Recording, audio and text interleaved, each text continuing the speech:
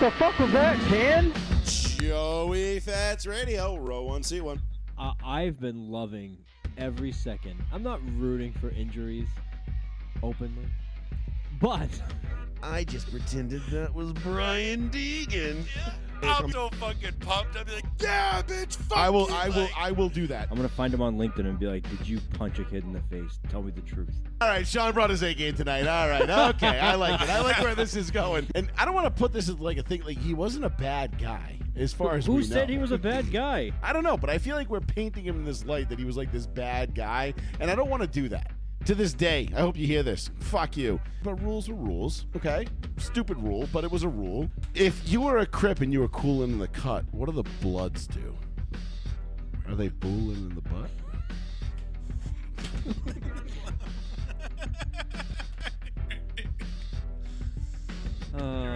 Yep. Also, we are extremely juvenile, and yeah, whatever. Fuck you. All right. You fucking smacked me in the ass, you dumb fuck. Yeah. Yeah. We're still slapping people in the asses around here. Because God forbid men have hobbies, right? You gotta watch that TikTok. That was really funny. I'm gonna watch that later. It's gonna be a good time. I didn't know how it was starting. I was like, "Why are you sending me a news clip?" And then it's like, he buys him a sandwich. You're not a snitch, are you? No, he doesn't buy him a sandwich. He buys him a drink. No, it said a sandwich. Oh no, I thought he bought him a drink. No, it says. And he was like, "No, he bought him a drink." But anyway. no, he wouldn't. Like, No, you ain't he a snitch, are you? And a sandwich because that's what made it even funnier. Yeah, there's a lot of shit that was going down in like Seattle city workers apparently, or something like that. I don't know, like Department of Public Works or whatever it was. You'll see the TikTok. God forbid men have hobbies. Yeah, that was the caption. Welcome, ladies and gentlemen. Thank you all for joining us. Joey Fats Radio, row 1, seat 1, live on the only New Bedford Guide. Chit. Thank you for joining us on this absolutely gorgeous Tuesday evening. It is actually finally nice out. The weather is stopping. It's kind of stopped sucking. There's a lot of rain today. But it's warm rain. I can tolerate rain when it's like, 65, 70. It's like someone pissing on you. But, which, if you're into that kind of thing, not the worst. It pisses me off because I'm going into work on, what's today? On Monday. I'm going to work Monday, and it's fucking beautiful out, almost 70 degrees, sunny as shit. Oh, I'm like, yup, this figures all weekend was shitty. All weekend was garbage. Doesn't matter. And then all of a sudden, I'm going to work Monday. It's beautiful. And then I got to work, and then I have today off, and it's shitty out again. So, yeah, I wasn't upset about Sunday being kind of shitty because there was a lot going on. It's been like that the last that 2 I weeks. wanted to watch. We had Bristol. We had the Masters. We had the conclusion of the NBA season. Shit. And I spent my entire day up here working on my computer. So, which is very cool. It is very neat. It's cool. I had to install a new cooler. It looks like the Empire Strikes Back Bespin scene right behind you right now. Yeah, a little bit. It's very bad that I knew exactly the scene I was talking about. It's like he's on Bespin, and Joe's like, yeah, a little bit. I like it. But so I ended up having to do a bunch of work. But we got to watch a bunch of good sports on Sunday, and we didn't have to feel bad about being indoors all day because it was kind of shitty out. So, thank you, crappy April, for making it so that no one had to feel obligated to go outside. No one's wives were like, hey, do you want to go for a walk on the trails with the dog? It's so nice out. It's like, the fucking Masters is on. No, I don't want to go out for a goddamn walk. I was excited as shit about my 2 golf Masters bets going into Sunday. Because I already had, I don't know, one of the dudes of my parlay was already had won, and then Bryce was second going into the day. Yeah, Bryson had a rough go on Sunday. Yeah, he had a rough go on Sunday, but going into the day, it's like this man could potentially stop him. What did you hit? What did you hit for your parlay? My parlay? Yeah. Hold on, I'll tell you the parlay right now. We have ads on our shit. We do. Apparently, Blistex. So we get paid for that. Cool. Say Blistex is an ad for us? Sick. Yeah, we get paid for that. Suck my ass, Blistex. Yeah, we'll probably make like 3 cents off of that ad. We ain't making nothing. Yeah. Sick, bro. Yeah. Well, if it's on the Roll 1 C1 page. Yep. Yeah. It's not on the Row 1 C1 page. Nope, then we're not getting shit. Yep. That's fine. No, it was. Maybe. So anyway, what was your parlay? Because it's loading. Because my bets, I took John Rahm and Rahm. That's what it was. He already was winning the day. Who else did I take? Cantlay. Oberg or Aberg. Oh, yeah, Burger. the young kid. Yeah. He was cutting it close. He in the end. he What was looked he, like third? Yeah, he looked like he was about to get there, and then he was just like. And then "Dah." Rose was up there. All right. He was. Rose. I think Rose now holds the record for most rounds led without having won the Masters. Wow, really? Yeah, I So- think he's up to like 9 or 10 So I did a $10 days bet, led, I should say. five Whatever, leg in rounds. 5 leg parlay. Yep. I did top Spaniard, top European, top American, top Oceania, and top Asian. So if I hit all 5, it was $1,400 for $10. Not bad. That's not bad. So John Rahm won top Spaniard. Yep. Rory McIlroy top European. Of course. Scotty Scheffler did not win top American. Min Woo Lee, the name I like the most, did not win top Oceania. And Hideki Matsuyama did not win top Asian. The 2 names I like the most failed me. Nah, it happens that way. You know, so but that's the thing with the Masters, and I want to give a shout out to Lisa, who called in last week and talked Masters with us for a little bit, because her Corey Connors bet ended up finishing 3rd. Yeah, he did well. Which was like a sneaky underdog bet, and so she almost nailed that one. Like, good job on that. If she bet top 3 finish, she nailed it. Yeah, if you bet him to show, he sure did. But the Masters was great. Rory did what Rory does, which is catastrophically melt down right at the worst possible moment. So he had led like a 5-stroke lead going into Sunday, blew that, lost the lead to Bryson. Then Bryson graciously gave it back. Rory and Rose come back. And then Rory, all he's going to do is sink like this, 4-footer, 5-footer, to win the Masters, which, Paul and I have golfed our whole lives. I mean, we're not good, but we've golfed our whole lives. Yeah, I'm terrible. I'm okay at it sometimes. I'm terrible. Some days better than others. One day I can go out and shoot an 81. The other day I might go out and shoot 113. Just depends on how much birdie juice I have. But I literally shit myself if I shoot below a 95. listen, 5-footers are no gimmies. Anybody who plays golf knows that those like 3 to 6 foot putts are some of the hardest putts that you're ever going to have to make. Yeah, but for a Because professional, though? you should make them. That's what I was getting at. For a professional, and I know the statistics are probably something like you think it's automatic, but it's not. What is it, like a field goal kick? No, Like kickers, it's like 92%. No, I want to say it's less than that. Hold on, let me look it up because I saw some shit this weekend. I don't watch golf, but I watch the Masters because I was home and my wife wasn't, so I was with the kids and I was just doing anything. And I'm sitting there and I'm watching this and I just see Rory choking on some of these shots and I'm like, yo, this is the guy that was favored? Like, this is the top guy? He does that all the time, though. He's not the guy. Like, this is his according to last this, time. Pro golfers average a very high percentage on putts under 6 feet. For putts 3 feet or less, the average is around 99%. Oh, my God. He's ass. While 4-footers drop slightly to around 92, 5-foot putts about 80, and 6-foot putts around 70. So that 6-foot putt around 70%, that's still pretty like... You make it more than half the time. That's a good percentage of the amount of the time. But those are pros. 30% chance of not making it. That's a lot, dude. That's a lot for a golf shot for a pro. That pisses me off. According to this Reddit thread, from 2017 to 2021, 6-footers were 70%, 7-foot 61, 8-foot 52.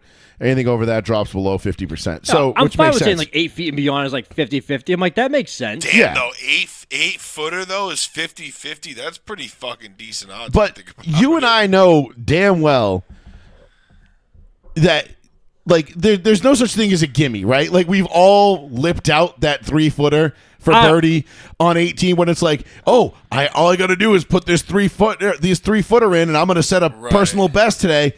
Miss. No, and then or you have that one asshole friend that you're like, yeah, that's a gimme, right? And you're like, no, it's not. And No, but fucking dick. Oh.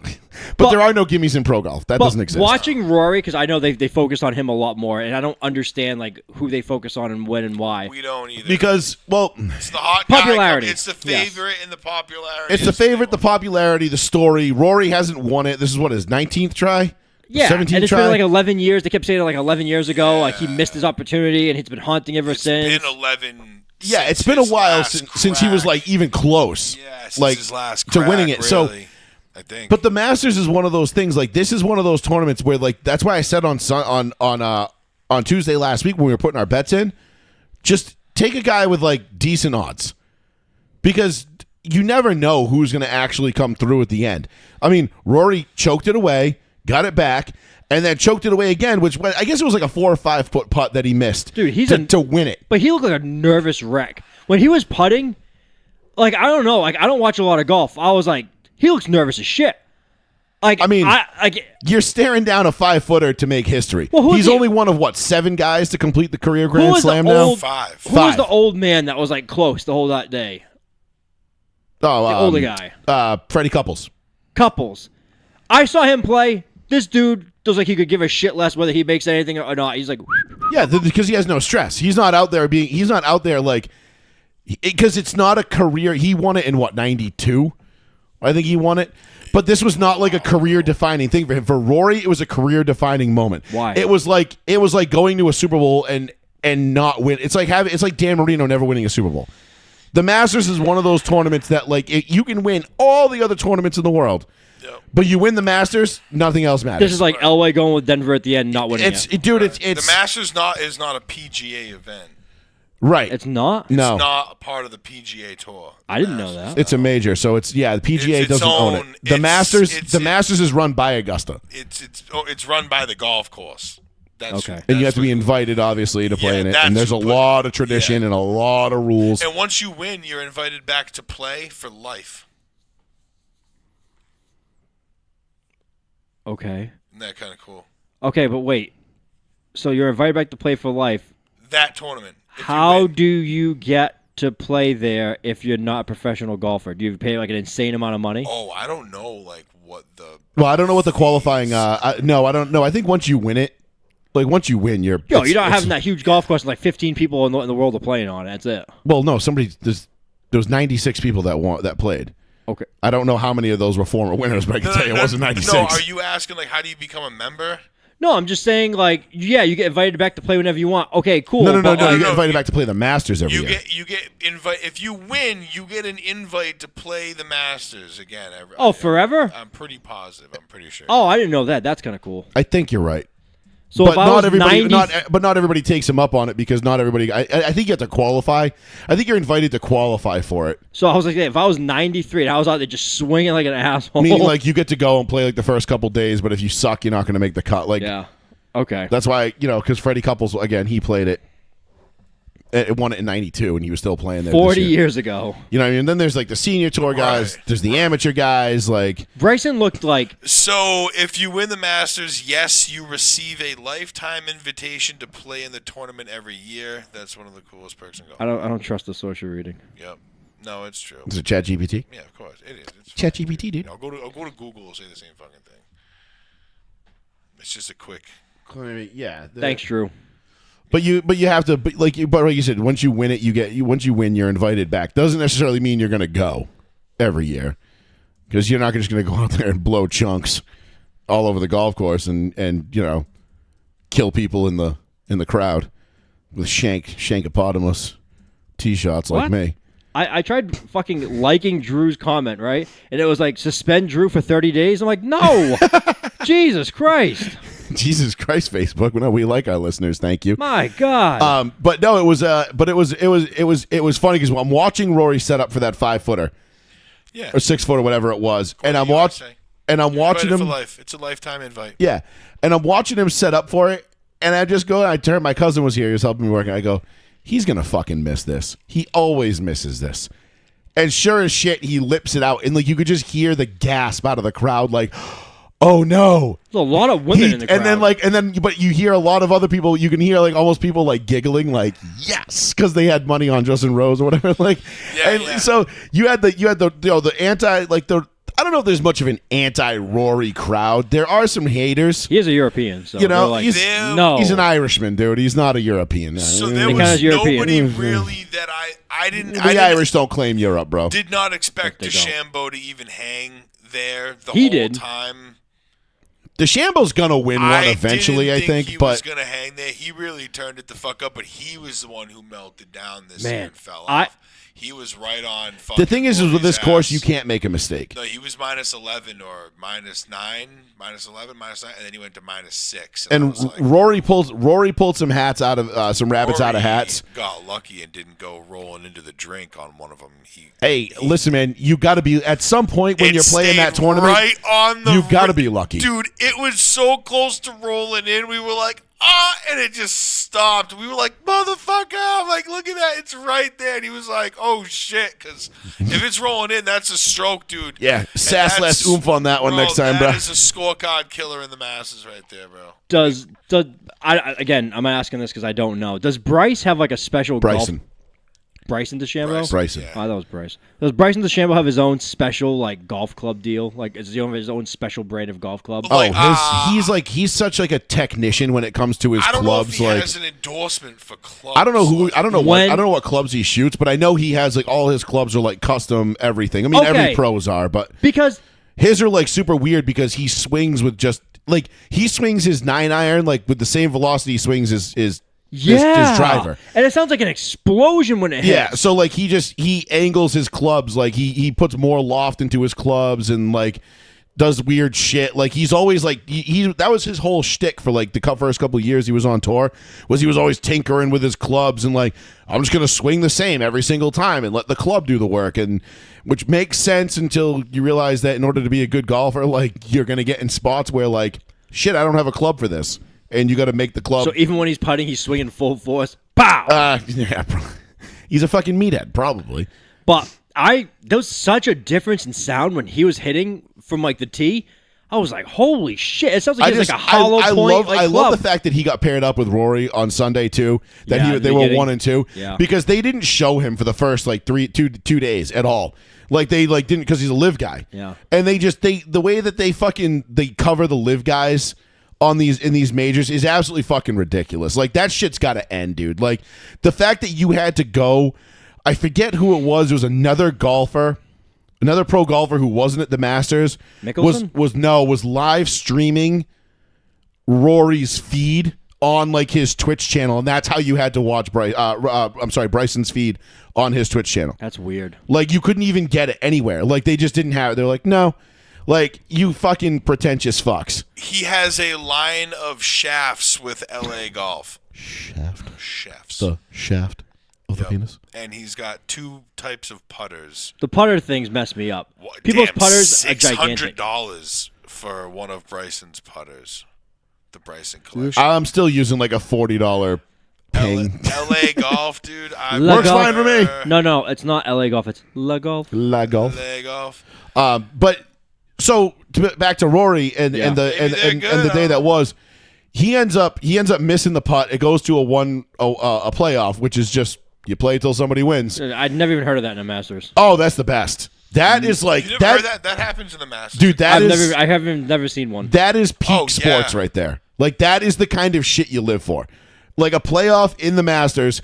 Because it's the biggest tournament. It's the Daytona 500. It's the Super Bowl. It's the Indy 500. It's you know what I mean. It's game 7. Yeah. You know what I mean. Like it's everything, dude. It is just the one thing that everybody wants to win, and then the amount of pressure that these guys are under to win it, because you can't make a mistake.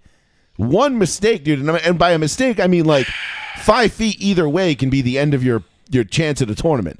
You're not talking about, it's not like when I go out and make a mistake and I fire a ball into the woods and I shoot a 7 on a par 4 and I get a triple bogey. I'm like, yeah, all right, I can still recover and shoot a pretty decent day today.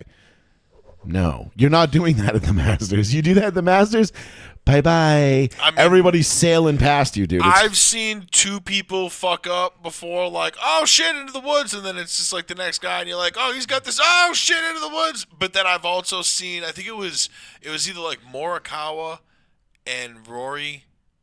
I don't know if it was the Masters. It might have been a couple years ago where they were like hitting like bunker shot for bunker shot. Oh, that wasn't that. That was Rory and I think it was Morikawa or somebody. Yeah, where they both hold out from the bunker. Yeah, and like, it was just like that was insane. I don't think that was the Shane Masters, but that Gilbert, was fucking insane. I don't know if it was the Masters, but like, yeah, I remember what you're talking about. I forget what it was. They just kept going shot for shot, like on incredible shit, and you were just like, It was like what watching. The It was. fuck It are was we basically the watching? golf equivalent of a game of horse. Yeah, You know what I mean? Like, but they were dunking shots like from the fucking trap, and then they like both putted like insane, like 30 putters, footers. or, Like, yeah, something. I forget what it was. it was wild to It watch. was but a set of back-to-back ridiculous shots. A set. But that's of how. But that's the back-to-back. difference between like the pro level golfers and the amateur level golfers. Like even like the highest end amateur, like might be like, yeah, okay, I can go and like, clown around at Augusta and shoot a decent round. Like there was what was the kid's name, Paul? I don't know if you saw it. He shot a 90 on Thursday.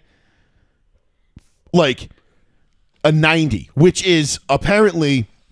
If you shoot a 90 at Augusta as a professional on golfer, Thursday, I think it was What's either that, Thursday or round Friday. One? That's round one. And he shot a 90 and came back the next day and shot a 71. And everybody gave him a ton of props for it. Was it Norwood? Something like that? Dunlap? Yeah, and then he shot a 71 the next day. Yeah. So but he Dunlap, didn't make the cut, though. He didn't. literally made But, like, he's his dead- family owns he's dead tires. But like, last. dude, if I go to Augusta and shoot a 90, I'm popping bottles, bro. Like I am the greatest golfer I know. Like it's not even close. But for these guys, they were like, ooh, like most guys that were having as bad of a day as he was by like the 7 to go, 6 to go, they'd have been like, my back, I gotta pull out, I can't play anymore He because they're not literally- signing that scorecard with that score on it. Like Yeah. fuck no, like signing for a 90 has got to be one of the single most embarrassing things you can do as a professional golfer at that course. Then he comes back the next day and shoots a very respectable 71. And he's literally listed as absolute dead fucking last. Yes. Dead But last. the fact of the matter is the kid finished the round, and I respect the shit out of that. I mean, I have to say, I would probably do the same thing.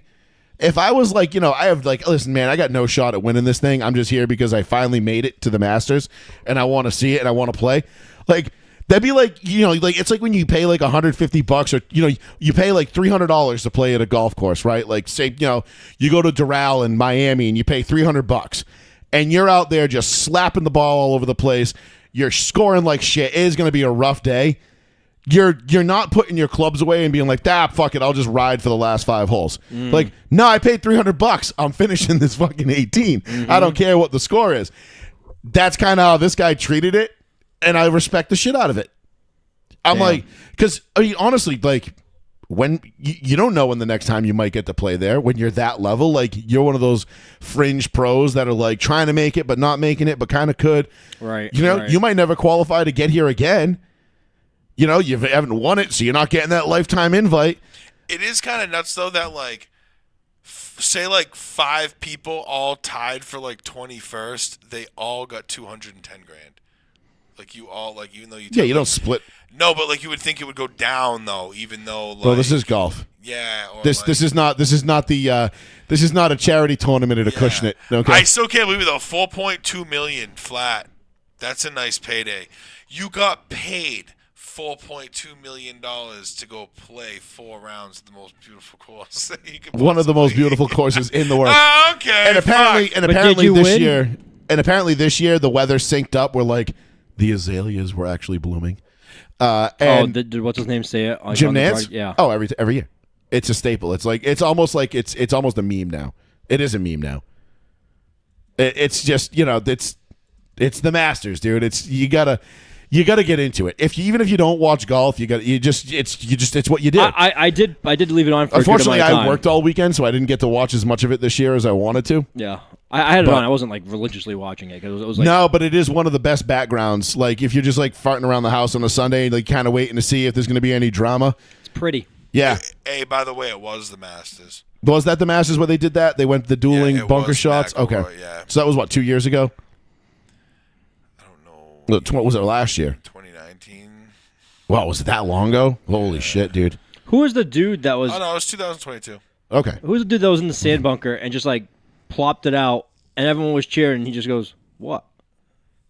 And then he was like, "Did it go in?" And the guy was like, "Yeah." And he goes, and that was it. He had like no reaction to it. Oh, remind me to tell you a very funny Could be a story million off guys, air I after don't the It was show. this weekend. Oh, I don't know. I didn't get to watch, which I had to fucking Oh. work. I was so pissed. Remind me to tell you a very funny story having to do with a thumbs up after the show off the air. Oh, my dumbass. Okay. Both of you, I have to tell you this. It's extremely funny, but I can't tell it on the air. So, anyway, Rory did everything he could to blow that, Yeah, he sucked, man. and then ends up coming through and winning it. And at the end of the day, like, I'm not a Rory guy. I'm not a big I'm not a Rory hater, but I've never been a Rory guy. Used to be a hater. Now I don't really care, but I don't I don't care at all. I would have nobody rather seen Bryson. I would big rather time. But I seen. knew he wasn't gonna do it, so I was just like, I'm okay. Do we think? Go ahead. Bryson's like very happy Gilmore Gronk. Like if they had like a love child, he's like ha ha ha ha right on the course, like high fiving people on Saturday, and Sunday he's like just like as like bottom lip over his top lip. And Sunday's a different beast. When you make it to Sunday in the Masters and you're in it to win it, it's golf. It takes every make bit the cut, of focus that you have, dude. Like you cannot let up for 1/2 a second. Like To walk 18 holes for 4 days straight like that and play the poor guy. top of your fucking game. listen, No, dude, it's tough, I play It's golf. tough. I play It's golf hard. back to back. I play 18 back to back on a Monday on like my days off, and I'm riding in a cart. By the time I get to the end of the second 18, the second day, I'm like, Jesus Christ, my It's back a is hard fucked. thing to do, bro. It's not no, easy. but I'm saying that's his only thing he has to do. Like What? Like fucking go like do like walk the 18. Like I get it's like a physically demanding like thing he's doing, but it's not like No, it's mentally. It's a mentally 1,000 draining times is more one mentally thing. draining, but the physical drain that golf puts on you is so underrated, dude. Bro, all right. So Son. some people experience this more so than others, especially like maybe if like you go up through like D1 college or like whatever you go up and like golfing, but like you could play a ton of tournaments and your first time at the fucking Masters, you're partnered up with somebody who draws a massive fucking crowd, and regardless, like you're at the Masters, so like you're at Aiming Corner, you're at 16 or whatever, like or whatever the fucking bridge, all That's the 16, yeah. 16 or whatever. You're at all these nice spots. There's so many fucking people around, dude. Like I can't even hit the ball when it's like my brothers, my dad, and like a cart girl that shows up. I'm like, fuck, here we go, Paul, gonna duff it, yeah, great, and I pull the Farley from Billy Madison, I get all Good, great, wonderful. Maybe I get away with hitting it decent, but maybe. See, I usually do better when I have an audience. Nope, not me. Remember when I drove the green last year at Acushnet on 3 because there was the cute girl selling like life insurance or something. They had the little booth set up at the hole. Wait. It was you, me, Dad, and Nick at Shadice's tournament last year. Remember at the Eric Fernandez Memorial Tournament? Yeah, but what course? Acushnet. Wait, a 3, the one with the big bunker on the left, going down the huge bunker that runs the whole fucking fairway. Remember I drove the green. Remember I natty eagled it. Oh yeah. Remember I drove the green because I was just like, I got an audience. I remember there was a bind up, obviously. No, but there was a booth there, and they were giving out. They're like, "Oh, sign up for a raffle and this and that." Remember who. And there's this I don't cute- remember who. And there was just this cute girl in there, and this guy, word. and I just went out, and Dad goes, "Ooh, you hit that one good." He goes, "Uh-oh, might be a little too good," and then just stuck it on the green like 5 feet from the pin. Oh, stinky boy, flick that thing. I'm gonna get it. Nice. You hear that? I heard it. My bad. I thought it was a spider. I was like, but to whoa. Paul's point though, like you're watching, like the pressure of it is insane. The mental drain, but the physical drain of it is no joke, dude. I'm telling you, go play 18 holes of golf. Like I'm gonna go play. That's different. Like, we have full-time jobs and like a full-time life. Like this is their only thing they're doing. Right. Yeah, but that's like saying like just because somebody plays football for a living and that's all they do, they shouldn't get tired playing football. No, right. no. You are different, up different thing. every day conditioning, practicing, playing Golf is the 36 physicality. holes, Like, don't get me 40, wrong. Whatever. The physical aspect of golf. That's what's kind of great about golf is like you can be an 86-year-old man. I saw John Daly play the game. Like I feel like John Daly. But some guys, like I don't mean to cut you off, but like to be dead ass honest with you, dude, like when you get a little bit tired and fatigued at like hole 12, hole 13 from walking all that shit, you kind of like strike the ground in a weird way and you send that shock up. You saw Rory fucking like he swung, felt like he went through with his club and winced, and he dropped it because you could tell it was like he fucking like sent like a shot. That'll fuck with your tendons and shit like that. Then all of a sudden you're fucked up. It's Swinging, it when you get tired playing golf. You lose it. Like, that's when you start to lose it. And that's why a lot of guys get to Sunday and they fall apart. Because the pressure of it all is one thing. But what the underrated aspect of it is, like, you've just walked. You think Kurt Schilling had a rough time pitching with his sock? No. If he was playing golf, he would have been fucked. It was just catch up. Like, you just walked 3 rounds of golf in 3 days, which doesn't sound like much. And yeah, it's their only job. But you don't realize how much of a toll it takes on you. And the mental drain of it is absolutely insane. And when you know what it is, dude, when your brain is just fried, your body doesn't work. Like, you can do something a billion times and it just doesn't work. That's why Tiger was so great, because Tiger was an absolute assassin. He didn't get mental drain. He didn't get to that point. And Right. if he was, it was so much less than everybody around him, it didn't even matter. And that's when those are the guys that win, the guys that don't get to that point, because everybody's tired come Sunday, right? You know what I mean? Like, you're all drained, you're all tired, like, this is it. The ones that are the great ones that rise up and meet the occasion, those are the ones that have to dig the deepest and figure it out, because they can detach their mind from it's their no body. picnic, dude. I'm telling you, it is one of the most, and that's why it's one of the most enjoyable sporting events of the year, because everything that comes into it. And you don't have to, like, people think like you have to play golf in order to appreciate it. You don't. It does help if you've played and you can kind of relate, like, like, oh, that's a good shot, that's a bad shot. Oh, I know what I know how tired they are right now. Like, this is getting, the mental drain of it all, everything else. Yeah, that happens. That's a real deal. Like, that's real shit. But you don't have to watch golf, or play golf rather, to enjoy the Masters. You just have to understand the gravity of it. And that's what makes it so much fun, because when you see Rory miss that putt and you're thinking like that was like the Falcons 28-3 moment. Yep. Everybody in that building was like, he just lost. The silence is deafening. Yeah, he lost. Everybody's like, he lost. And normally Rory would not recover from that. In years past, Rory hadn't recovered from that. Yep. He would have been fucked. But this year, he somehow managed to dig deep, figure it out. Enough times, bro, I guess. And he birdied the final hole to win it. And that's why you saw him break down, fall on his knees, and just start sobbing, because that is such a hard tournament to win. Even when you are one of the best in the world, it is a difficult tournament to win. It's why when Tiger won it multiple times, it was like, and dominated it, we were like, holy shit. Like, this dude isn't human. That's why everybody loves Tiger, because Tiger's Sunday Reds at the Masters, bro. Nothing more iconic. That shirt. You know what I mean? Pants. That's up there with Michael Jordan's 23, Dale Earnhardt 3. Like, just certain things that you see and you immediately know what it is. Yeah, Tiger Sunday Reds, bro. Yep. And if you're a big enough golf fan, Masters. And when he came back and won in 2019 after not winning for 6-7 years or something, since 2011, when he was all banged up and he went through all that shit, and he came back and he fucking won in 2019. There was 6 people in the entire world that weren't rooting for him. Dad was one of them. Yeah. But that's just because his dad was so sick of him at that point. It was just one of the craziest shits ever, because it was like, whoa, dude, Tiger, he's the dude, man. He is. He proved, he had already been the dude, but then he proved that he was still that guy. Yeah, he just solidified his legacy in foreverhood of, I'm that motherfucker, I am him, I'm that guy. Tiger is golf. Yeah. That's just, I hate to say it, but it's more no disrespect to Jack. No respect to Jack or anybody else, but Tiger is he is him, bro. He's the guy, that's it. Yeah. I hate to use that term, but it was a good Masters. It was a good finish. Like I said, I wasn't mad Rory won. I was not thrilled he won either. I would have liked to see, but I guess it's a good story. He finally gets to put that feather in his cap and complete the career Grand Slam, which again, something we don't see very often, which is they had a commercial, absolutely wild. They had a commercial made for him immediately after it ended.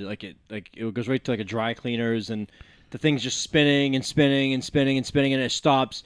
And someone you just see just out of reach puts on his jacket. It says for pickup on Sunday. Yeah, the green jacket. Yeah. Yeah. I don't know who it was. I didn't see the commercial. No, it wasn't any person, but the commercial was already made. Yeah, they already had the commercial made. They just swapped out. It was just whoever one's name was going on it. That's like the easy part. Yeah, that's all like the Kansas City Super Bowl game. Yeah. You know? Well, it's only two teams at that point. Right. But now, good Masters. Glad it was a good time. I'm bummed it's over, but next year is right around the corner because now we're entering into the best part of the year. Because now we have Easter, which is basketball playoffs. Then we've got Talladega the following week, and then we're into May, which is now Indy 500 month takes over, and I could not be more excited for that, but we'll get into that at another time. 774-992-8702. If you want to give us a call, comments on the Masters, what you liked, what you didn't like, how thrilled were you? You happy for Rory? You not happy for Rory? Do you like Rory? Do you not care? We'll continue to keep that conversation going as the show rolls along. We're going to get into some NFL draft talk, some NFL betting talk. Finally, Sean, the over-unders came out this week for season totals. Did not treat you well. I'm happy. No, they put us right where I expected to be put. For us, I mean the Broncos. Not for the line though. I thought the line was going to have be more plus, not 120. That was kind of dog shit. Yeah, I'm not thrilled about the odds, but I wasn't planning on putting money on the Broncos to win over under win totals this year anyway. It's Super Bowl or bust, baby. That's where we're at. So I think you should go. I said it off air. I think you should go. Win the division. I think that's a good. So yeah, we're gonna do some parlays. We're gonna put together some parlays. We're gonna do our division winners and see what we can do because right now, obviously, we still don't know anything about really how these teams are going to look come September. Right. We don't know who these teams are going to draft next Thursday. Will that change things? Not could, really. but not really. I don't think there's anybody in this draft that if someone drafts them, you're like, oh shit. Yeah, no. There's not this draft. There's the me. piece. But there are some good players coming out. We do, and you never know. There's going to be some shakeups. Where is Shador going to end up? I've got some thoughts on that. I think AR's gone. Do we want to do bets first or draft first? Let's do the bets first. Let's do bets because bets are fun. Bets are more fun. People like bets. People like butts. I did say butts. You know what made me laugh? I don't know what you just said 2 minutes ago. It reminded me of this joke. It said, does anybody ever think of those kids from the third world countries that for the last 2 years have Super Bowl champion San Francisco 49ers t-shirts? And who lost Super Bowl 2 years ago? Before the 49ers lost. Philly lost, and then Philly won this time, right? KC, So, all right. So, Super Bowl champion Philadelphia Eagles, Super Bowl champion 49ers, and the kids this year receiving three-peat. Kansas City Chiefs three-peat. And the kids are like, wait a minute. Yeah. Something ain't adding up. Yep. I don't know why that made me laugh, but someone made that, those kids are all fucked up in history. They're some Somalian kids just wait a minute. Yeah, we know what's going down. How do you win 3 in a row and only one has happened? All right, so division winners. So here's... Oh, you want it right now? Okay. Yeah, I'm pulling it up on FanDuel right now. So obviously, you've got your favorites, right? Fucking MLB piece of So the first one I put together was Buffalo. Get out of here. Buffalo, Baltimore. And this is just taking the favorites.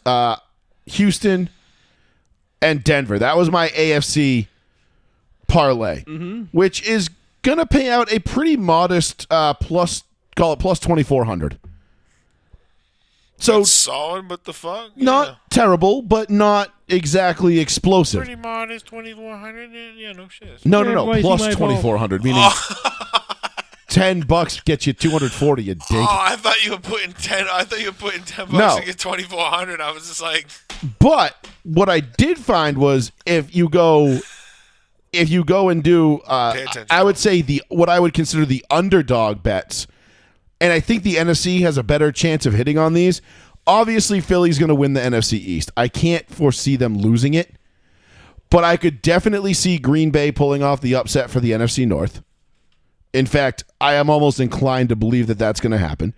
I can see Atlanta pulling off the upset. Tampa holding on as a favorite and winning the NFC South. That's not a surprise. I'm going with the Rams in the West, and then I will take Denver as the West, and that gets me up to plus 14,863. So Vegas loves the 49ers. a $10 bet gets you $1,400 with division winners of Denver, Philly, Green Bay, Tampa, and the Rams. So you pick the 4 NFC teams plus Denver, and that gets you to plus almost 15,000. Like I'm almost tempted just to throw that down on there. Like I don't necessarily know that. Like Green Bay, I think is going to be. Green Bay to me is the one that. So why didn't you want to bet every division? Like, would you do an every division bet? Like, I know it's 8 divisions, but would you do an every division? Let me see what. I'm gonna go. Let's see. I'll go Rams. Wait, I did. I threw one together. Right? Tampa. I'm gonna go Green Bay, Philly, Denver, and then I will go Houston, Baltimore, Buffalo. That gets me to plus 38,000. Okay, I got a bigger one. I went some more gambles. You took some bigger risks. I'm a homer piece of shit. I say New England wins the division as a shocking. Not gonna happen. I know, but listen, it's plus 520. That's a big jump, right? I know, but you just know that's like you just need beginner's dumb luck. That's all you need. You need one injury. Well, no, you need Josh Allen to get hurt. That's what you need. Well, and I said it to you today. I said, hey. I said it to you yesterday. I said Josh Allen. I said Buffalo was like, hey, everybody. No, I don't want that. I actually like Josh Allen off the field. I don't know about that. Off the field, I like Josh Allen. On the field, I think he's a piece of shit. What the fuck is it? It's a huge difference. It's different, goddammit. It's competitor. So when Josh Allen gets no help. I like help. him in the way that matters. No, fuck that. Josh Allen, they basically said, hey, you figure everything out. It's too much on his plate again. They're literally doing the Cam Newton 101 to him. They're saying, you figure it out on offense. The offense is yours. If we suck on offense, it's your fault. He's literally Cam Newton, again, reliving his life, except not in Carolina. Yeah. Right. So, you got one wrong move that happens to good old Josh there, and they're fucked. I'm going to say the Patriots, let's just hear me out. Patriots, I'm going to take the Ravens, because I think the Ravens are just too good right now. I don't believe in spending $1 billion on offense for the Cincinnati Bengals and letting every other player go is a good way to go through life. No, I think the Bengals maybe they have the worst head coach in that division too. Was it Zach Taylor? Yeah, he's an idiot. Bengals, yeah. Yeah, he's a stupid bastard. Like when you have, and that's saying something because Cleveland's in that division. When you have no, but it's true. But when you have your quarterback and your 2 wide receivers that you just paid all your money to, and multiple times last year. Zach Taylor comes over, and they're just like, get the fuck away from us. And he leaves. Okay. That's a very bad sign. Like, A, you don't have respect for your coach. And B, you don't have the locker room. And you don't have the balls to, like, approach your best players and go back and forth with them. Like, I don't like that scenario. I'm not a fan of what the Bengals are putting together right now either. Offensively, I think they're going to be awesome. But also, I think they're going to be a 9 or 10 win team. Dude, what about Hendrickson? They're like, they'll like, please go find a trade partner, but let them know it's going to be a 1st round pick this year and a 2nd round pick next year. No one's going to fucking pay that. No. And that guy retired too, right on defense. What's his name? Didn't he leave? Didn't he retire? Hubbard. Hubbard, yeah. Sam Hubbard. Yeah, he Hubbard, did. He retired. Yeah, he's probably sick of dealing with their shit. Yep. Houston Texans. I don't see anybody in the South doing anything. I'm sorry, no offense. I'm going the Broncos, honestly. And I'm not saying this because Joey's here. I'm saying it because I keep saying it. The Chiefs are so close to crumbling. They don't have a lot. They're in that rebuilding stage where you're going to see Mahomes make the playoffs and struggle. You're going to see them go to that time where it's going to be they're going to make the playoffs, they're going to be competitive, but they're not going to be making the championship games. They're not going to be winning Super Bowls consistently. They're going to go through we're going through the rough patch of times. I think this is the year. After that, let's go over to the NFC. I'm picking the Philadelphia Eagles. Too much of a powerhouse. They're a juggernaut. Lions, all of their coaches, minus like the head coach, basically left.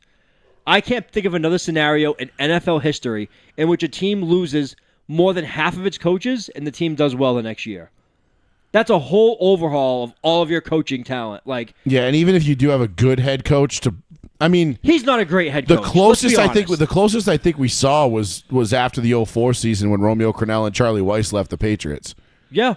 Well, that was only 3 guys though. And right, but that was 3 big pieces, 2 big pieces. Sure. But even still, they did go 10-6 the next year, and we had Josh McDaniels and all those guys already, but we didn't know who those guys were going to be. Could the Lions have something like that? Maybe, but most of those backup guys also fucking left. So that's a tough spot for the Lions to be in because all of your depth coaches also left too for other jobs. Correct. So that sucks. So I'm saying the Green Bay Packers win that division. Tampa Bay Buccaneers, there's no one even close. You mean the Denver Broncos? No, I said Green Bay Packers. Oh, right. You I'm said sorry. Green Bay. Yeah, I forgot. Green Bay beat, yeah. Sorry, I was okay. looking at Kansas City. That's and, okay. Yeah. Tampa Bay Buccaneers, again, I don't think anybody in the South even competes with them. I think both South divisions suck besides one team. I could see Atlanta sneaky getting in not because they're getting rid of Kirk. Not because I think that they're much better than Tampa, but I could just, for some reason, Tampa's one of those teams that just feels like a house of cards to me.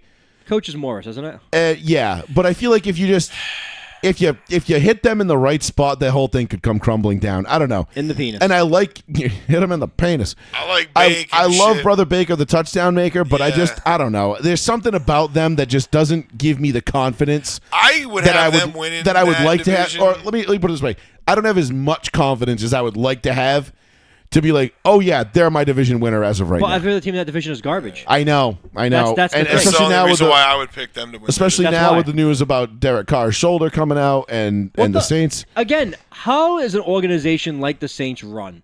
Like, that Poorly. is such a poor fucking organization. Ever since they said, Sean Payton, you're not the man for this job anymore. We think you've done a horrible job.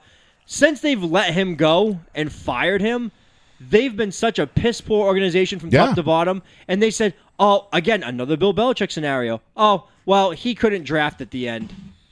Who fucking cares? Guys are going to make mistakes. As how they recover from those mistakes that makes them a coach. Yeah. That's just fucking coaching 101. You're never going to hit 1,000% on all your fucking things. Well, just like, but just like with Bill Belichick, everybody assumed that Drew Brees made Sean Payton, not the other way around. Oh, I know. You know, Yeah. and it's like, no, that's not how that works. Actually, Yeah, right. you know, it's like I was talking to my dad earlier today about it, and he was like, well, nobody, the Patriots got lucky with Brady. Nobody knew that Brady was going to be that good. I said, no, nobody knew that Brady was going to be as good as he became. But you know who did? But you know who put a lot of confidence and faith in him? Bill Belichick. Yeah. You know who developed him? Bill Belichick. Bill Belichick. You know who got the most out of him? Bill Belichick. Yeah. Brady. Do you think if Brady was playing on the Colts and he had Tony Dungy, Jim Caldwell, and insert whatever Jeff Saturday, and had 4 coaches over the course of that 20-year span, that he probably wouldn't even been a Colt that entire 20 years. So don't Yeah, forget. no shit. Because eventually they would have blamed him. They'd have been like, well, we like this coach and you suck now, so you're getting old. Fuck you. Leave. Yeah, bye. Belichick kept Brady as a 4th quarterback on a 53-man roster. It was Really saw something there. It was Bledsoe, John fucking Freeze, Bishop. Was it Mike nope, Bishop? No. Damon Heward. Oh, Damon Heward. Damon Heward, Tom Brady, and Brady. I know you. Everyone remembers the fucking Brady 6 thing where he cried on video with his long hair. Yeah. But in that, Brady said he stood behind after practice one day, and like when the coaches left the room, because he would stay behind and he would try to gather as much information as possible to try to make Because the he team. was a sponge. No, He but was then so competitive. he- wouldn't leave the building until everybody else had left. I forgot who he said the quarterback coach was, but he knew he was lazy and didn't lock his drawers like for the cabinet. So he waited for the coach to leave and go to the bathroom or lunch or whatever. And he went to the cabinet and he pulled his notebook. And he said everything for him was like, he's like, Brady's too slow to react. Brady's too slow to release the ball. Brady's too slow to run on the field. He said everything Brady does, he's too slow, and that's why he shouldn't make the team. His quarterback coach was like, cut. And then he read that and he was just like, all right, I like he had to double his efforts because his own quarterback coach didn't have his back. But yeah, Belichick was like, no, I see something in him. So the people that say Brady made Belichick, it's like, no, fucking Belichick saw something, kept him as a 4th quarterback, which is basically you do nothing position. And not for nothing, but the way And it all built him up. and the way it all worked too, right? And we all know how this goes. We've gone over it a million times. 52 to dress. Brady was great. No, 48. It's not taking anything away from Brady. Brady was great. 48. But what made Brady as successful as he was, and what gave Brady the opportunity to be as successful as he was all those little hidden yardage things, all those little things that Belichick did on defense and special teams and turnovers and this and that, and all these little tiny things that, don't seem like anything that spectacular in the moment, but when you add them up over the course of a game, oh, wow, yeah, those turn out to be pretty fucking important because statistically speaking, Drew Brees was better than Tom Brady in both the regular and postseason, career for career. Aaron Rodgers was better. Peyton Manning was better. Everybody was better statistically speaking, than Brady. The one thing Brady had on him was Bill Belichick. They had the defenses. They had the special teams, which, again, people forget about the hidden yards. People always say, well, stats don't tell the story. No, stats actually do tell the entire fucking story. You just got to look at all the numbers and all the stats and everything in there. It's like, well, how come somebody said to me one time, how come a guy can throw for 500 yards and 4 touchdowns and still lose? And I'm like, well, yeah, because if his running back takes 20 handoffs, fumbles 5 and loses 4, and the other team has short work to go, there's your 28-point swing. Yeah, and the other team's got 21 points on special teams. And they're like, yeah, but the stats don't say, but the stats indicate. I'm like, yeah, the quarterback stats don't indicate a loss, but those 4 fucking fumbles sure do. That's a stat. Do we not keep fumbles as a stat? Am I misrepresenting this? I'm sorry. It's so tough. Like shit just pisses me off when I hate talking to fucking morons. It's fun to make arguments if you're gonna make an argument of like who's your favorite quarterback of all time, and that everything's opinion piece based, right? But football is the hardest sport to make arguments with because there's so many factors and so many people on the field. Well, the thing is, with football is everybody wants to treat quarterbacks like they treat players in the NBA, right?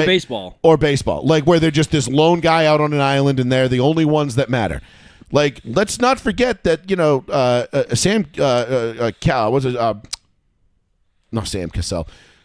Matt Castle, his winning, he won what 10 out of it for the Patriots. 10 out of his 15 starts for the Patriots. Yeah. 10 out of 15 starts. He went 10-5. Yeah. And then what did he do? And then what did he do in Kansas City for the rest of his fucking career? Terrible. Absolutely nothing.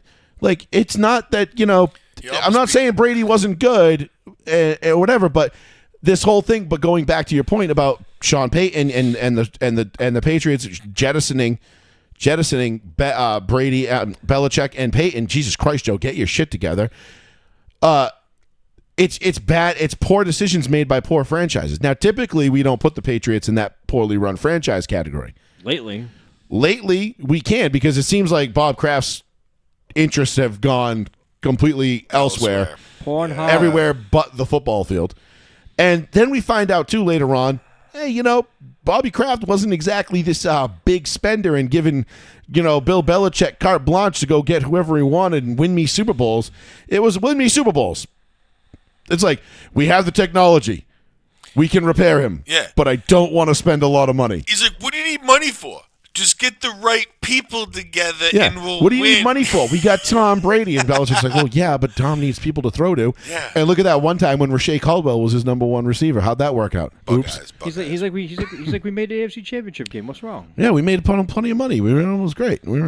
Before we get too far, sorry. No, not at all. Because the whole point of this was we were talking about the Saints being trash because this whole Derek Carr injury comes out now, right? A week before the draft. But then no, 10 days before the draft. It was going all about the betting, and yes. The last team I had the Rams.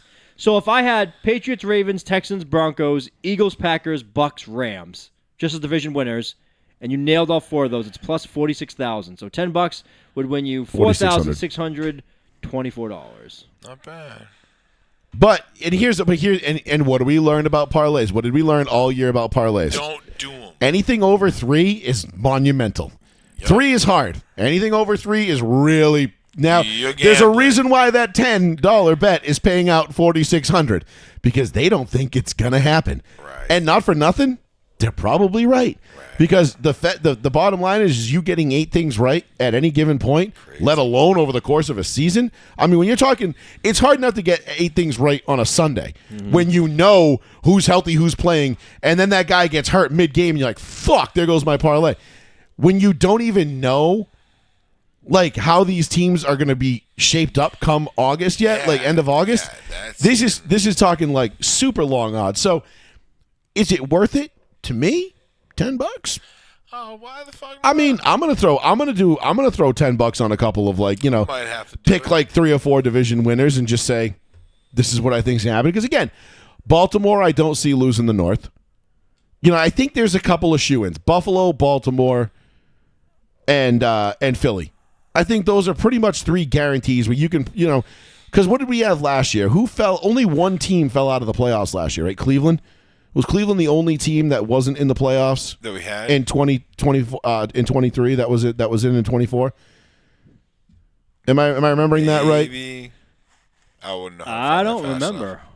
Because I think it was Pittsburgh, Baltimore, Houston was definitely there. I was going to say, you might as well just look it up because by the time I find it, you've already found it. So it doesn't matter. Let's see. Yep. So 2023 playoffs. Zing zam. So in the AFC, I mean, I'm talking AFC here. Let's see. Oh, yeah. Buffalo, yes. Oh, Miami, they didn't make it this year. That was it. Miami. So you had Miami and Cleveland that fell out. So Buffalo, Baltimore, Houston, Kansas City all went back. And then you had Cleveland and Miami. They got replaced by Denver and Pittsburgh. Pittsburgh, right? Oh, no, Pittsburgh was in last year. Oh. Who was the other one? Who did we miss that made it? Charger? No. This year. Hold on. Was it This is going to piss me off. Let's see. Buffalo, Baltimore, Pittsburgh, Houston, Kansas City. Oh, the Chargers made it this year. Yeah, I forgot the Chargers and the Broncos both made it this year. I was looking for the Chargers last year for some reason, but that was 2 years ago when they blew when they blew the lead to Jacksonville. Oh. That's what I was thinking. I was 23, not 22. Nah, they made it. So those were your two. Miami and Cleveland were swapped out for Denver and LA. In L.A. Which makes sense because I'll take that those two, swap. I mean, Denver and LA, when you think about it, it's Joe Flacco. Well, it's Tua sometimes. Tua is a part-time quarterback in Miami, and then Deshaun Foster Watson. I think it was a rightful swap. Fucking what's his face? Watson. And crab legs Watson. in Cleveland. Jameis. Oh, Famous Jameis, and then praise the Lord. versus fucking Bo Nix and Sunshine. It's a beautiful Thursday night. Herbert. Yeah. Yep. I think that's a great swap. Now that Bo Nix is in Denver. So him. but that's the thing, like who's going to fall out this year? Like of these playoff teams, Buffalo, Baltimore, Pittsburgh, Houston, Kansas City, LA, Denver. Who's going to be the one to fall out of there? Probably this year? Pittsburgh and LA. If I was going to guess, I'm going to say, but who's going to take their spot though? You know what I mean? Like that's the thing. Like Raiders. Looking at like Raiders are not making it. Tennessee might be the worst team in football. Jacksonville, they're going to be a top 5 pick. Indianapolis doesn't know which way is up. Cincy's going to take Pittsburgh. I think Cincy is the only one. It depends if Rodgers is playing. So here's the thing, and we'll talk about this more when I get to the we'll get to the draft talk in a second. But I'm going spruce. You good? Just want to grab me a can of soda water. Just the strawberry one or whatever the flavor is. I don't know. The red one. The one that's open. I've got some interesting ideas when it comes to Pittsburgh. I don't think it's going to be Aaron Rodgers, to be honest. What is he doing? I think he's playing the field. Apparently he made a pitch to the Minnesota Vikings. I saw that pitch. 1 year. I'll hand the reins over off to J.J. And McCarthy. hand the reins, And J.J. McCarthy says he did not want to do that. I don't blame him. Why would you? Aaron Rodgers, for what we all know and hear, he's a terrible teammate to be a quarterback with. And I can't picture him actually doing that. Like, I think the only Aaron Rodgers fans left in the country are Pat McAfee and AJ Hawk.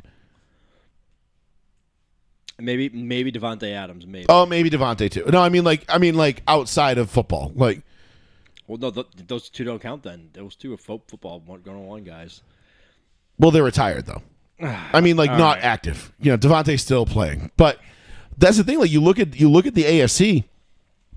Cincinnati jumps off the page at you as a team that, despite the fact that they're going to be basically playing all offense, no defense, all gas, no breaks. They still almost made it last year, despite their just absolutely atrocious season. And then because Joe Burrow's that good.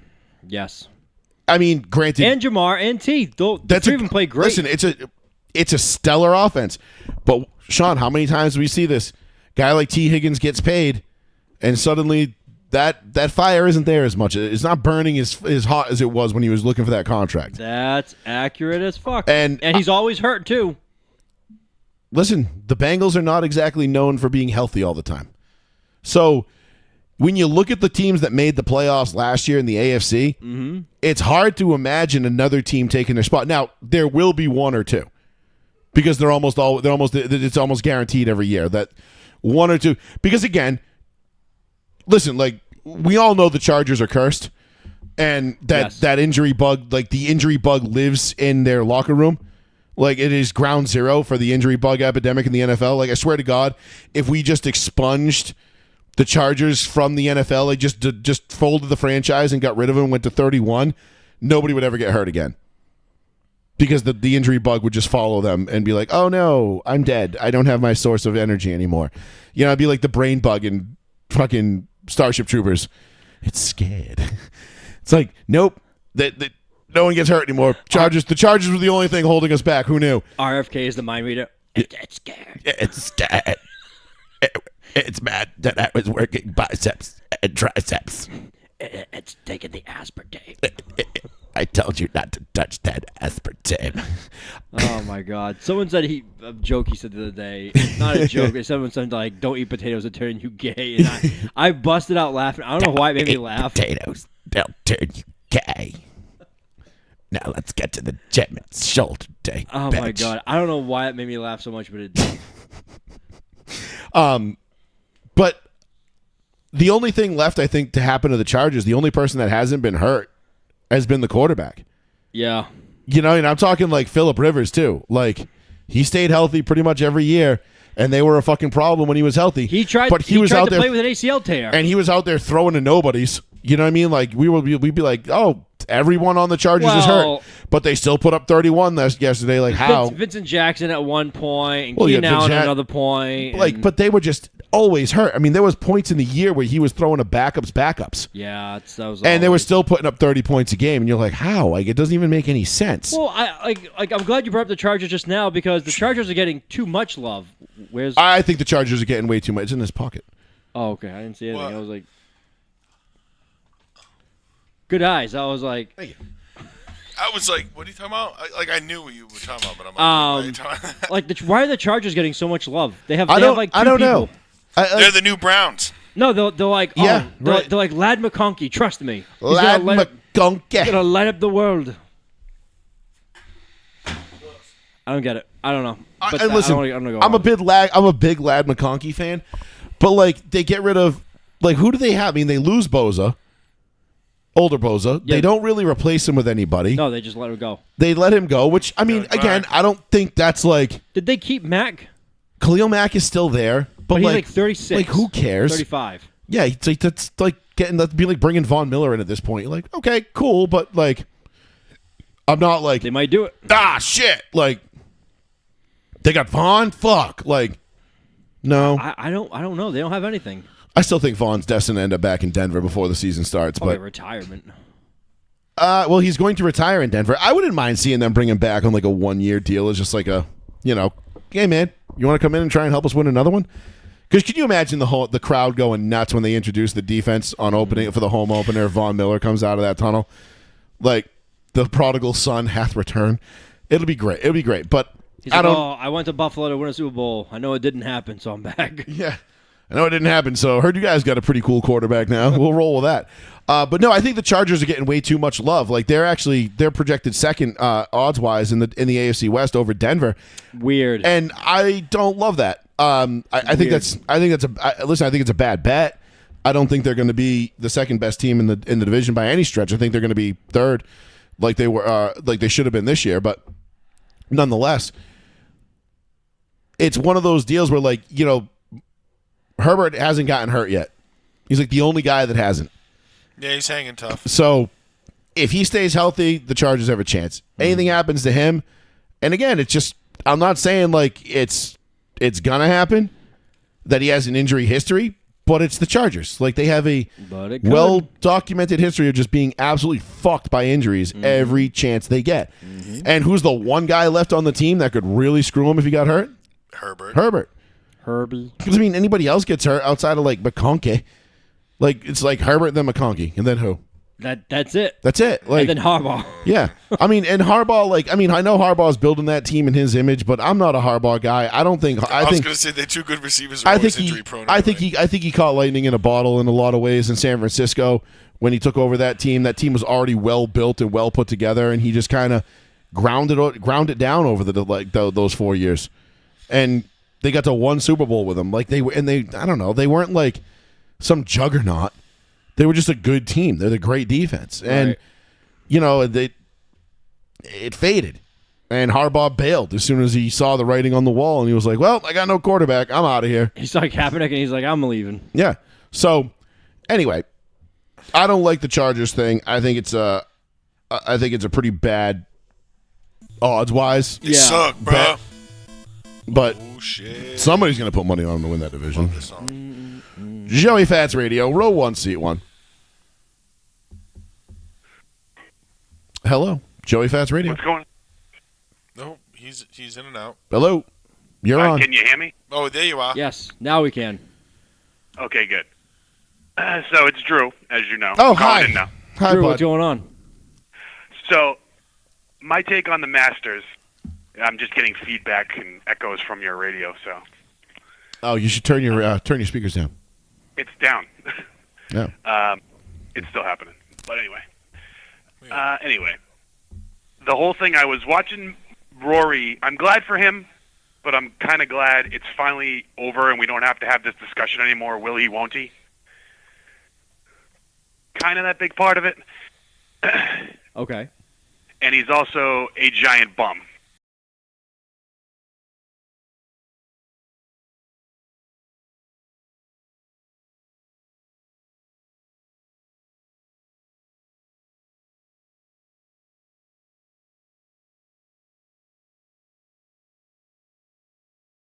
Everybody, not the guy. like, he's a good golfer. Don't get me wrong. Like, yeah, he's won his share of, like, what he's had to win to make a name for himself in the name of golf. But I just think, like, over the past couple of years, everybody's just been sweating his nuts because his swing is so beautiful. Oh, he's got a beautiful swing. Well, it is that. Oh, it's the purest swing so everybody's fucking riding his jock, but he could never really put anything together. I mean, like you said, he's won, what? How many actual majors? 73. A bunch. No. He's got a bunch. It's like 11, right? I just made up a number. I have no idea. His last one was in 2014. Damn. Yeah, so, I mean, the Yeah, the 11-year thing. Maybe it's 11 years, I'm thinking. Yes. Maybe it's not 11 majors. He's won 5. 5 Yeah, he won majors. 5 total. Jesus. So 5 majors. Five majors. He's a bum. It's been 11 years. That's what it was. I'm just glad it's over, and maybe somebody new can win it. I'm still happy Scheffler still can go again, maybe win his third. I still think John Rahm's got some juice in him. You know what I mean? He's, Every time I watch that guy, he took that money to live, and then he's been fucked. Yeah, I know. The curse of the live is real. But I mean, DeChambeau melted here's down. a good little story for you. I was thinking of Joey when I was watching Rory on 18. I'm in Boston with my girlfriend. We're watching. I'm like, if he makes this putt, he wins. And then he misses the putt. I'm like, this guy is the biggest fucking bum. And Did you then say I it open out loud? Facebook, and Joey's. And yes, I did in a crowded restaurant. And I look at my phone to Facebook, and Joey goes, "This guy's a fucking bum." Great minds think alike, Drew. It is what it is. Yep. I literally said it out loud. I was like, he's going to miss this. He always misses this. And my cousin was here working on my computer, and he was just like, huh? He didn't really know what was going on. I don't think he really pays attention to golf at all. And he was just like, I was like, he's going to miss. He always misses. And I was like, yep, he missed. What a fucking bum. My girlfriend was even, every time I turn the Masters on during the morning over this weekend, she's like, I don't know why I'm so invested in this and I don't even watch golf. I'm like, because it's the Masters. It has that power It's over a you. pretty scene to watch. Once all these, I said, now I'll be done watching golf kind of until the U.S. Open in June. I mean, I'll pay attention to it just to see, but I'm not like turning it on unless there's nothing going on a Sunday. Like, I'm waiting around for like a race to come on or something. And I just want something to fill the air. It's been a couple of There years. could be a since rain I've delay in the really race. cared. Yeah, something like that. It's been a couple of years since I've really cared about other tournaments or whatever. The Masters I've always cared about just because, like you said, it's the just Masters. like with horse racing. I don't give a shit about horse racing, but the Kentucky Derby comes around, I'm watching it. That's coming. 100%. No, absolutely. Yeah. I 100% agree. I I could would give a fuck about the other two. I would What are love the other to go. two? the Preakness and Preakness And the Belmont. and and the Belmont thing. Yeah. Like, I could probably, I mean, if they're on, I'll be like, oh, let me watch this 30-second race real quick. Yeah. Sure. But I'm not, like, gearing up my whole fucking day Sure. for it. You know what I mean? And being like, oh, I can't wait to see if somebody wins the Triple Crown this year. You know what I mean? Like, I don't give a fuck. You know what I mean? You're not putting on yellow khakis and like a lime green blazer. No. I want to go see, like, what celebrities are like Wes Welker that year, where he was taking ecstasy and passing out $100 bills. You know what I mean? Like, for money from a bet he didn't win. Yeah. wasn't his. I want to watch the pre. I want to watch the Yeah, they pre-race for fucked all up that and gave him cool money. shit. Yeah. I want to watch the pre-race for that cool shit. But no, I agree with you, Drew. I'm happy we don't have to hear about it anymore. Like I love golf, and I like to watch it again. I'm just glad that it's done. He won it. I don't care if he doesn't win it ever again. No, me neither. I don't like him because he's a Trump hater, so fuck him. I don't think he will win ever again. He was like a nervous wreck. Straight up gonna say it. He might not win another major, so. I mean, that's He's gonna. Think about golf. I feel like I get it. Like, these young kids are so like. He's not young. not young. No. I know. That's my point. Is I get it that these young kids, the athleticism. Golf used to be a game where, like, all right, you're in your 50s, but you're still competing with the fucking big dogs who are in their 30s and 40s, or maybe even 20s if they're that good, that young. Yeah. It's hard. I love The how we're thing talking about is- Rory not being young. He's 35. No, but the thing about golf is, I'm older is than like, him. That's fine. like golf is like, it's like being the president. You know what I mean? Yeah, you can be a smart motherfucker at 20-something fucking years old, but you're not seasoned enough to, like, really know what it's like to, like, play and be at that level, to be, you know, to, like, be a master, to win the Masters. That's why, like, you know, guys like that, you can play at that age, like, and continue to compete with guys in, like, 40, 50 years old. But But I mean, look at this new crop of people that are coming in, like the Scheffler. Scheffler's only 28. yeah, there was a small window of that, was my point. And now it's just like these kids are just getting so ridiculous. Like, Bryson, you can't keep up with him. It's like, And what I the told fuck? Joey, I said, look out for this Aberg kid, because last year Yeah. he finished second, and then he Ludwig. finished 7th this year. Cashing And out he had 700 grand this he had weekend. gotten up to like third. He was Finished up there, fourth. but then he had a few finished he had a fourth. few bad holes. Seventh. Yeah, he Oh. was. I remember watching the leaderboard and thinking like, oh, let me check where my bets are. And Rom sucked. I put money on Rom, and that was just terrible. But and then I'm looking. I'm like, oh, Aberg. I'm like, there he is, third place, son of a bitch. I might have something to root for here after all. And that was I when mean, if you Rory picked was him, falling you could have apart. picked him for top 10 no matter what, and he would have been fine. But I mean, there was a lot of people who picked him top 5 that were kicking himself because on 16 he fucked up and dropped down to 7th. Yeah, I think top 10 for him only paid like $12 though.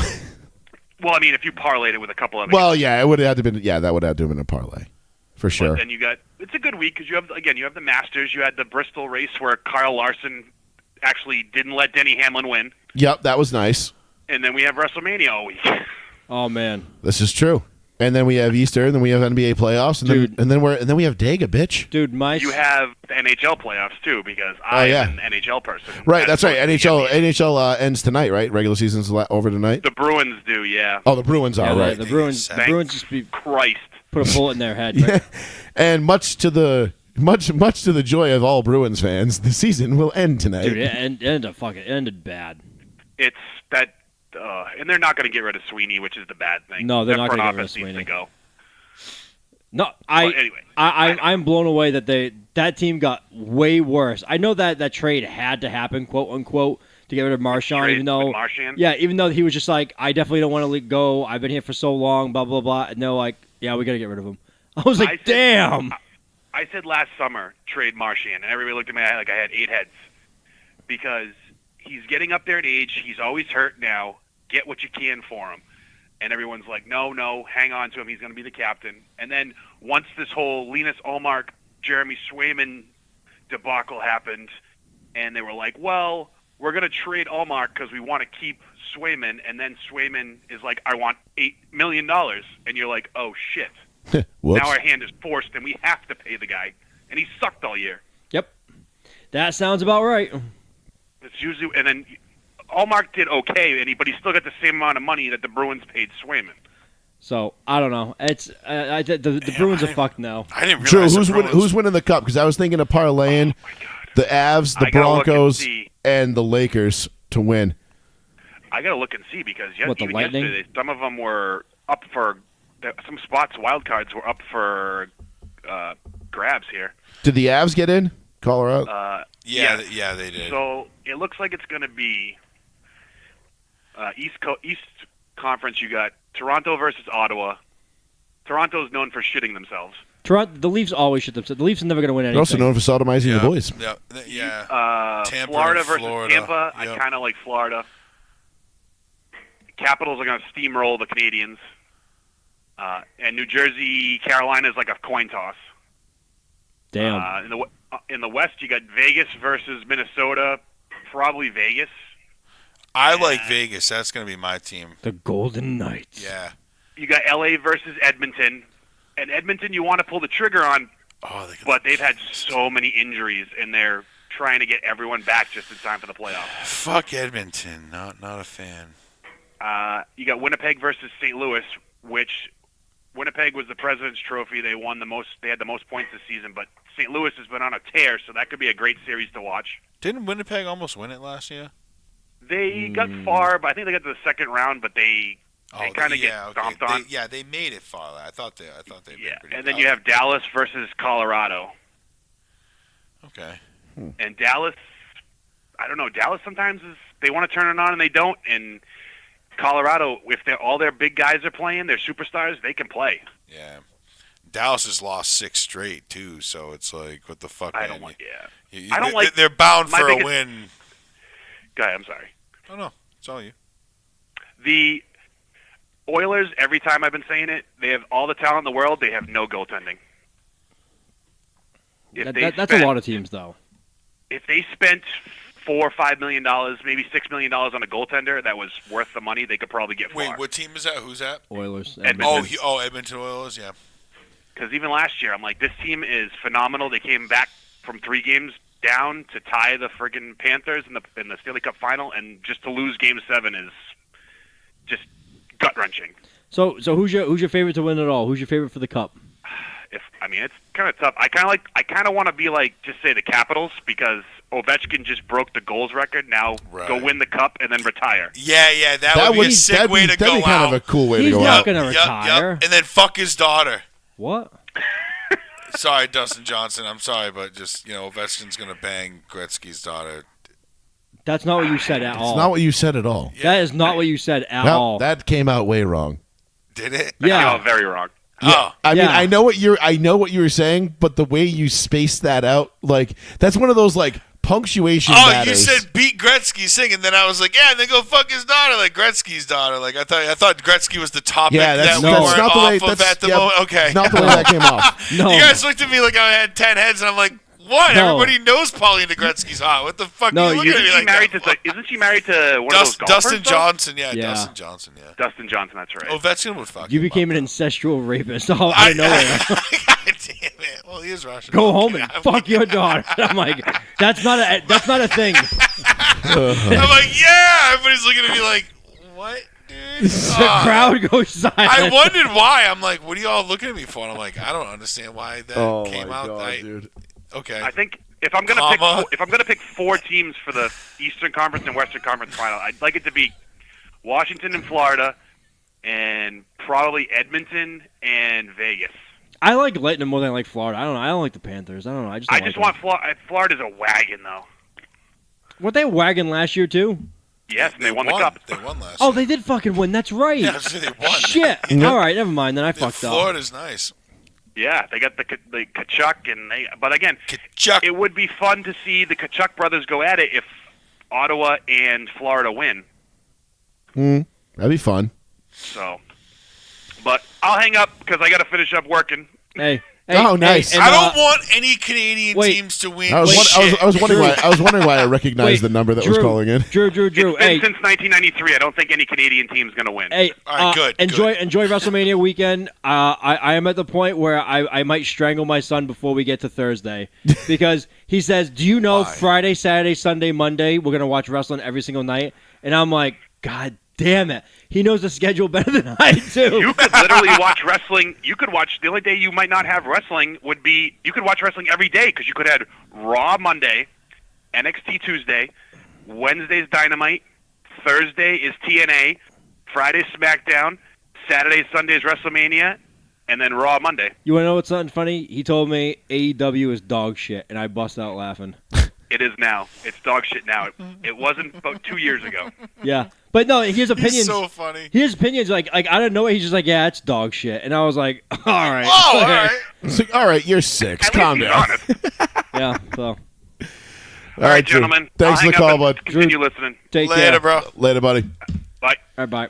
So wait, Yeah. I want to get one more point in about that because in front of my wife, he doesn't say like bad words, but in front of me, he'll like say like shit. That's not what I heard.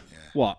He doesn't say bad words in front of your wife. Uh-oh. No, he doesn't. Mm, No, not what I heard. no, say it. No, what story are you talking about? I missed something. I don't know. Apparently, he likes to say damn a lot. Damn doesn't count. According to your wife, it does. Ma, fucking Kayla. She doesn't know what the fuck she's talking about, these curse words. She told me that they ass is a curse word. I'm like, no, it's not. It's a word of curse. No, I'm sick of this bullshit. She just says, she'll just be like, that's a curse word. And I'm like, you can't just say any word's a curse word. That's not how curse words work. It's like everything I disagree with is a Nazi. Yeah, like I'm at home. Every word I don't like is a curse word. Leave it up to Americans to think Like, it doesn't mean something if- other than a word of curse. If The magical damn, runestone of Geldin. Whoa. Where did you find that? When he gets all like, with the eye that closes. if damn is bad, then yeah, he says damn all the time. He goes like, damn it. Like, but like, I don't really consider that bad at all. Like, I don't care. So I just put together a 3-team parlay. But wait, Tizzle. before you go into that. 3 TZ. So he wants to know like where a couple of wrestlers went, and I was like, oh, they went to a different company, and he goes, why? And I said, oh, for money. Like guys move different things for money, kind of like NFL teams. Guys leave, go different Yeah. teams for money. And he goes, and I was like, you can watch AEW if you want. Like that's another different type of wrestling show. He goes, no, it's dog shit. And I was like, oh, all right, forget it then. Excuse me, Mr. Man. But hey, you know what? He has his own opinions and things now. It's like, all right, I'm all for it, kid. All right, good for him. I just threw this together real quick. I took the Colorado Avalanche, Whoa. the Los Angeles Lakers, and the Denver Broncos all to win their championships. Man, don't fuck. Whoa. I like that. What is it? Plus 22,000. 505,000. $505,000. So $100 would win me a $500,000. That's not bad. Fucking take Y- it, bro. you- That's short money. You say yes to everything. I mean, $10 would win me $50,000. Because if you look at that bet slip and you didn't take that bet and it hits, you are gonna be. You want me to put $10 on that right now? Scared I'll put money. $10 so on what it. is that? 55,000. $50,000. Scared money don't make money. And Okay. if I ever go broke, I'm gonna take your money. You ain't gonna go broke. You work, right? I just placed it. $50,000. No, I'm unemployed. Bingo. I hope you win that shit. Colorado Avalanche, Denver Broncos. It'd be kind of cool to see 2 Denver teams If the Colorado Avalanche, win in the same year. if the Oh, you Avalanche, took the Avalanche to win the Stanley Cup? Yeah. Ah, fuck, dude. The Vegas Knights are gonna win that shit. Well, that's why do you think it's paying out a $500,000 for $100, you Imagine they win that. bonehead? Be like, if the "Whoa!" Avalanche win, Joey's gonna be. You can't even talk to this man. Like, I don't even know how to build a parlay like that on here. Like I'm on. What do you mean? Watch Show the you different Avalanche. things. Watch the Avalanche. The Avalanche and the Broncos will win, and the Lakers will be the one thing to let me down this year. And they'll end up like losing to the Celtics, which will just make it that much worse. And they'll be like, "Wow, Jason Tatum just cost me $50,000,000," oh my god! as if I needed another reason to hate him. It's been a long day. Fuck. Joey's just driving on the highway. He's not going to work. At that point, I'd rather just lose in the first round of Minnesota than have to suffer through that. But here's the worst part, right? Say the Avalanche and the Lakers both win. That's going to be a long wait to February. You're gonna be you'd be stressed out as all hell. No, Every week you'd be but- like, oh my god, But like, stay healthy. but just like I'd be like, oh my god, please, because then you got to remember I'd have like I would win $5,000 if the Broncos win anyway on my other bet. So it'd really be like a $55,000 hit if they won. Damn. So maybe this is the year I make. Maybe this is the year I become that guy. And everybody's like, why the fuck didn't I think of that?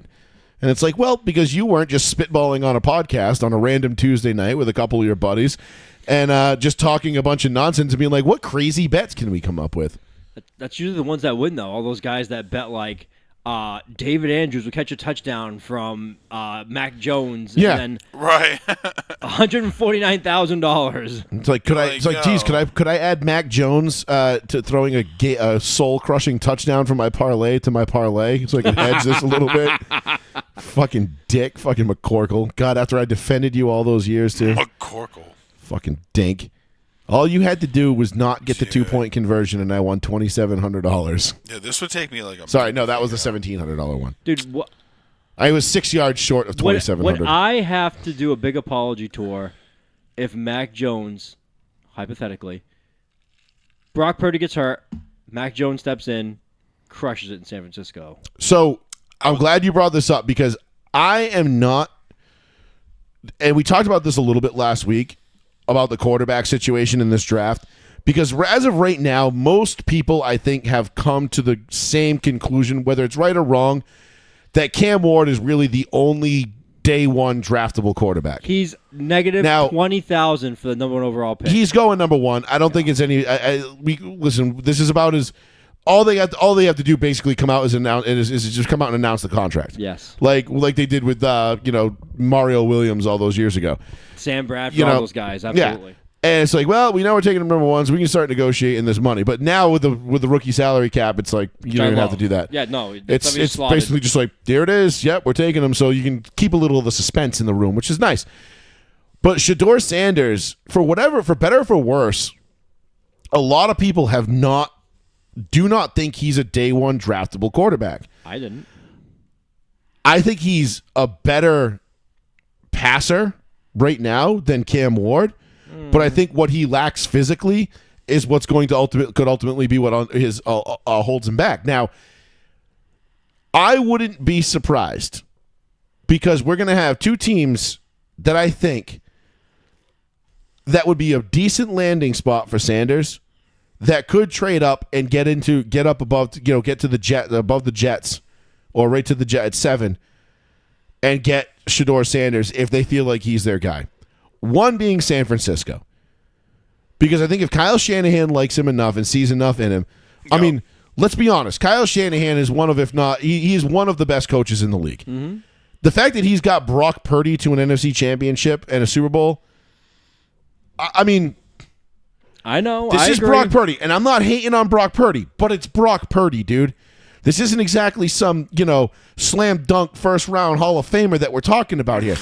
This is kind of a rough fucking go, all right? Like, that being said, the other team, so I'm going to say, that being said, if you give Shanahan his guy, if he believes that Sanders, he sees something in him and he's like, I can work with this. I don't care if he's small. We can make that work. Okay, I like that. That's his Jaden Daniels. And I like that for Shedeur Sanders because I think that's way better than if he ends up in Cleveland, the Jets, the Raiders. There's two teams that are targeting him right now. It's the Raiders and it's the Saints now. The Saints also would be a bad hit for him, I think. Yeah, of course they would. It's a terrible area. It's a franchise that right now doesn't know what way is up, and I don't really care for him to go there because I want to see him do well. The second team where I think he could do well, and again, this is a dark horse team that might move up if they think that he's their guy, the Pittsburgh Steelers. Okay, I was going to say the Steelers. Well, if they're in shambles, that would be a good spot, I think. Or the Miami Dolphins. I don't think Miami would do it because I think they would see they're going to want to go, I think, a different direction. I think Shedeur and Tua, too many parallels. I think Shedeur is better than Tua right now. I think he is too, or at least he could be. But the thing with Shedeur is if you think he's small and frail, I think Miami might be a little shell-shocked from what they just went through with Tua, and they might say, we don't want anything to do with another guy like that. He could be great, but if we draft another guy whose brains are scrambled eggs by year 3,